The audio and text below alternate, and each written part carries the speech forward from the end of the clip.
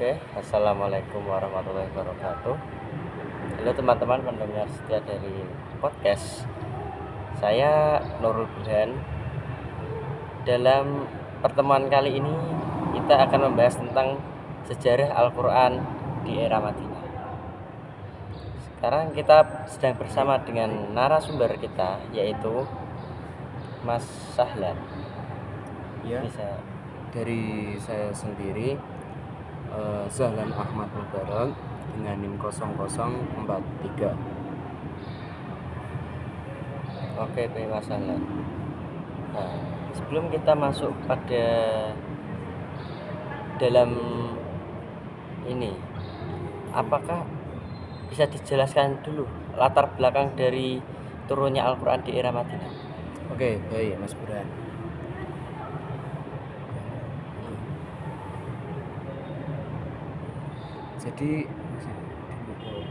Jadi gini, di era Madinah dimulai setelah peristiwa hijrah Nabi Muhammad SAW dari Mekah ke Madinah pada tahun 622 Masehi. Berbeda dengan periode Mekah sebelumnya yang lebih menekankan pada akidah dan keimanan.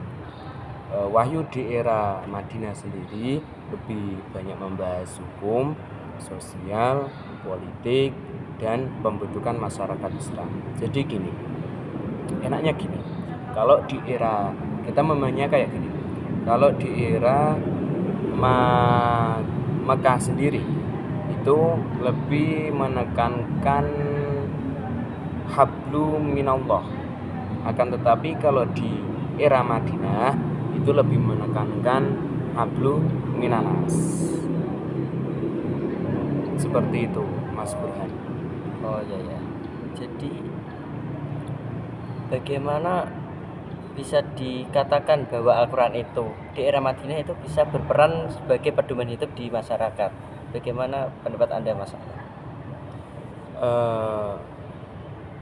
Di Madinah sendiri umat Islam sudah membentuk komunitas sehingga Al-Quran itu hadir untuk mengatur kehidupan sosial, hukum, ekonomi, hingga hubungan antar umat beragama. Jadi tidak serta-merta Al-Quran diturunkan, tapi itu sebagai pedoman. Seperti itu. Lalu apa saja ciri-ciri Al-Quran itu diturunkan di Madinah? Apakah itu sama dengan yang diturunkan di Mekah? Jadi gini, secara umum ya Mas ya, ayat-ayat Madaniyah memiliki beberapa ciri khas. Pertama, itu ayatnya cenderung lebih panjang dari Astagfirullah, dari Mekah. Terus dibandingkan ayat Mekah sendiri itu pendek. Jadi ayat Madinah itu panjang, ayat Makkiyah itu pendek. Kedua, banyak mengandung hukum syariat seperti hukum tentang bagaimana sholat, terus bagaimana puasa, terus syariat yang lainnya lah. Terus yang ketiga sering diawali dengan seruan ya ayyuhalladzina amanu. Jadi gini, lafaz tadi kan sebagai pengundang atau ayat tersebut secara tidak khusus memprioritaskan bahwa orang-orang yang beriman, daripada ayat Makkiyah sendiri, ayat Madaniyah diawali dengan lafaz ya ayyuhalladzin. Jadi itu sebagai seruan kepada orang-orang yang beriman. Ayat tersebut menjadi petunjuk bagi orang-orang yang beriman tadi. Seperti itu Mas Bro. Oke, menarik sekali ya. Nah, jadi secara gaya bahasa dan isi itu memang terasa lebih aplikatif ya Mas Sahlan? Iya, karena Al-Quran sendiri di era Madinah loh, itu berfungsi langsung sebagai konstitusi umat Islam. Jadi ada peran penting banget di sana. Oke, baik Mas Ahmad. Lalu bagaimana proses turunnya Al-Quran itu di Madinah? Secara proses pasti kan berbeda ya Mas dengan yang ada di Mekah sendiri. Secara umum prosesnya ya sama ya. Kalau prosesnya di melalui perantara malaikat Jibril. Malaikat Jibril dikasih wahyu dari Allah dan dikasih ke Nabi Muhammad SAW. Namun di Madinah sendiri wahyu sering turun sebagai respon atau peristiwa tertentu. Jadi kayak ya benar prosesnya dari malaikat Jibril, tapi yang menjadikan ayat itu turun itu berbeda. Misalnya ya Mas ya, seperti peperangan, terus persoalan hukum dan pertanyaan dari para sahabat. Lalu apa sih contohnya itu? Contohnya ya Mas, yang dari perang sendiri, ayat-ayat yang menerangkan tentang perang Badar, perang Uhud, dan Khandaq.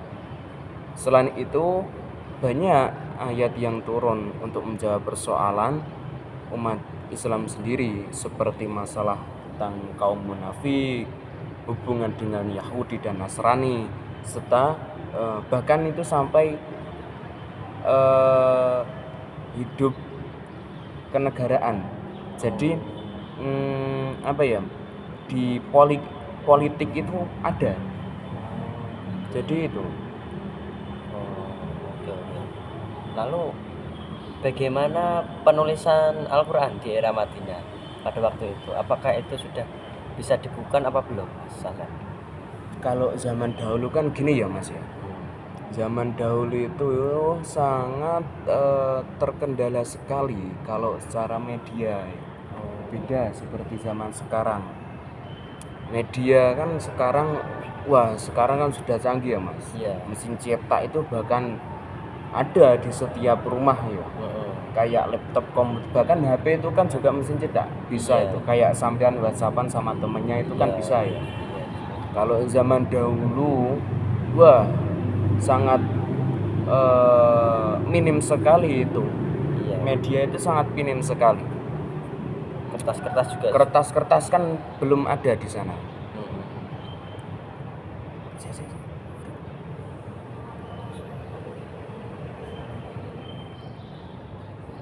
Jadi belum dibukukan ya dalam satu mushaf seperti sekarang.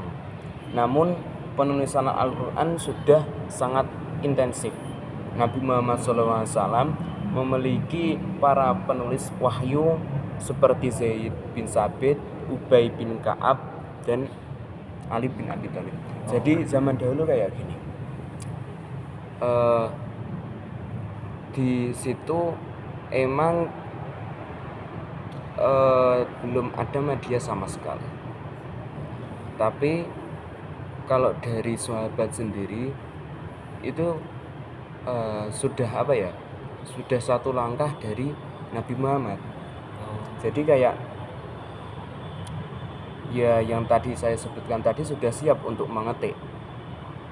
Maksudnya ini membukukan kitab tadi walaupun medianya itu belum ada. Lalu penulisan itu dilakukan pada media apa Mas pada waktu itu?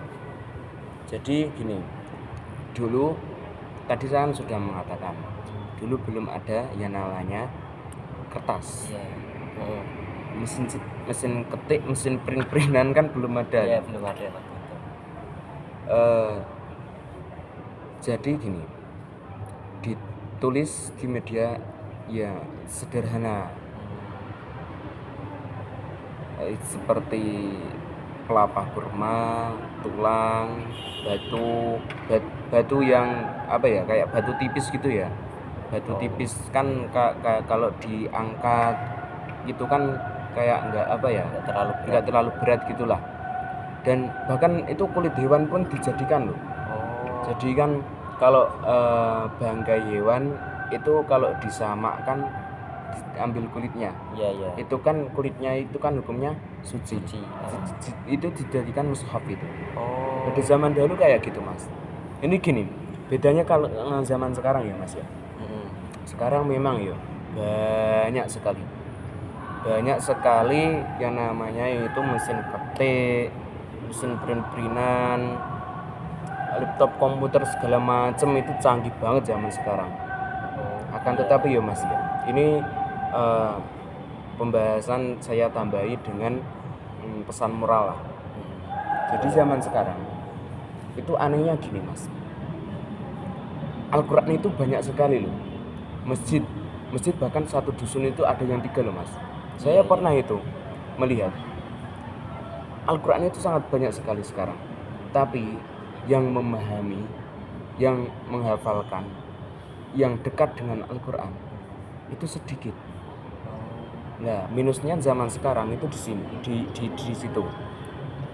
Kalau dahulu itu jadi gini, Nabi Muhammad SAW itu mengutus tadi Zaid bin Sabit dan sahabat-sahabat lainnya untuk membukukan Al-Quran. Itu tidak sembarangan. Jadi maaf salah.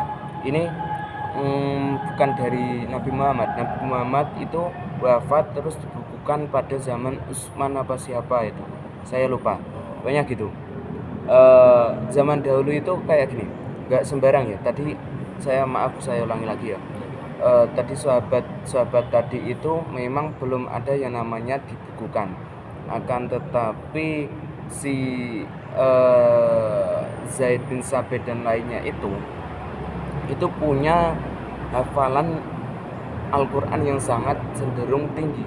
Jadi sahabat-sahabat dulu dibandingkan zaman sekarang ya, orang-orang dulu yang bahkan itu terkendala sekali, medianya itu sangat minim sekali tentang Al-Quran. Bahkan dahulu gini, kalau mau mengirim Al-Quran itu harus menulis dulu mas. Jadi kalau mau mengirim Al-Quran di daerah sana itu ditulis tangan. Jadi nggak sembarang orang itu disuruh menulis, maksudnya menulis Al-Quran tadi yang mau dikirimkan itu tidak sembarang orang. Dia harus hafid, maksudnya dia paham akan lafaz Al-Quran sesungguhnya yang benar gimana, hafal juga pastinya, dan memahami juga isinya. Jadi tidak sembarangan. Dahulu kayak gitu. Dan dibandingkan zaman sekarang ya, bahkan lajnah mushaf sendiri, Kementerian Agama sendiri itu kan membentuk kayak gitu, lembaga lajnah, lembaga mushaf Al-Quran gitu lah, LPMQ kalau nggak salah kayak gitu. Itu kan menerjemahkan Al-Quran menerjemahkan Al-Quran ditranslate ke dalam bahasa Indonesia. Jadi biar memahami apa sih ini Al-Quran. Jadi orang Indonesia kan kalau bahasa Arab ya kan beda bahasa ya mas. Berarti kan kalau memahami beda bahasa kan sulit sekali. Orang Indonesia kan juga tidak bisa pastinya kalau memahami bahasa Arab, kecuali kan itu tadi diterjemahkan oleh Kementerian Agama melalui Al-Quran terjemah. Saya tambah lagi ya mas, Al-Quran terjemahkan itu kalau sampean pernah melihat ya, Al-Quran itu dari kementerian sendiri ya, menerjemahkan itu ada 3 metodenya. Menerjemahkan demi kata seperti ini lafadznya. Innallaha la yuhibbul musrifun. Innallaha sesungguhnya Allah. Jadi kayak gini, lafadznya sesungguhnya Allah, innallaha sesungguhnya Allah, la yuhibbu tidak menyukai,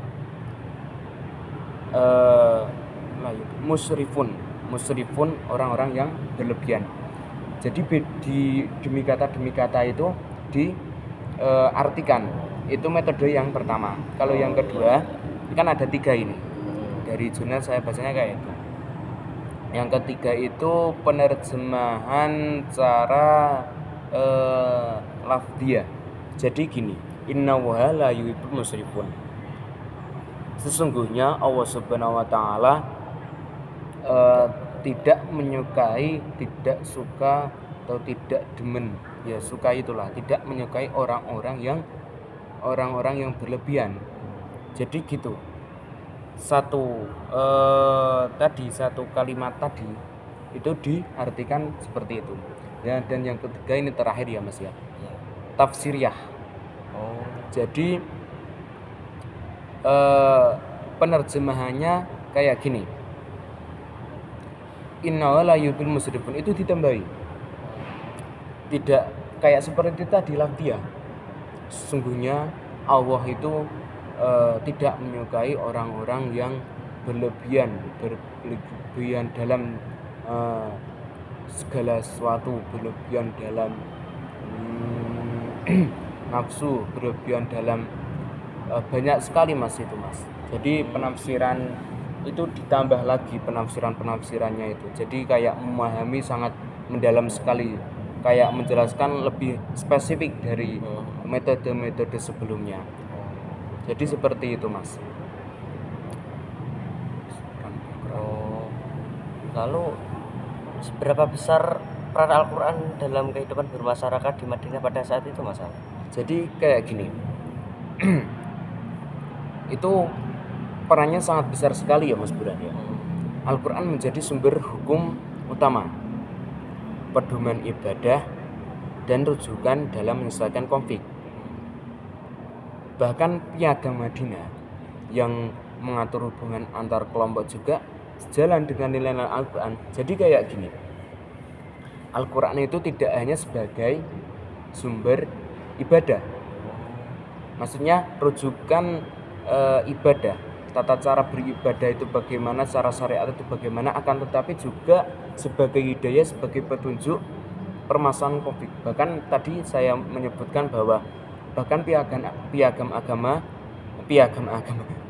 Madinah sendiri itu juga jalan nilai-nilainya dengan Al-Quran.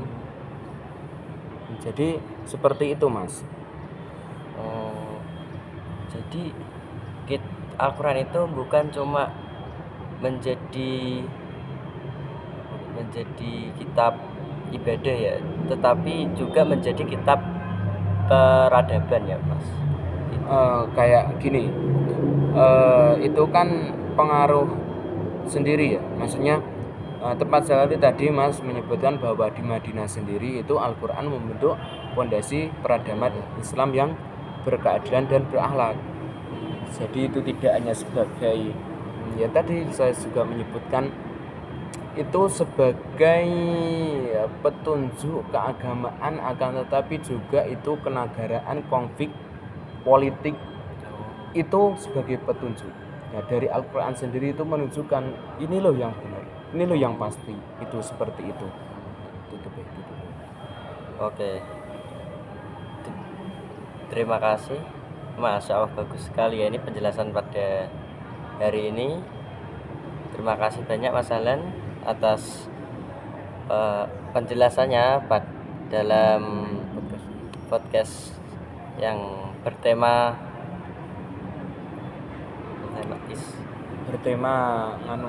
era Al-Quran di era Madinah.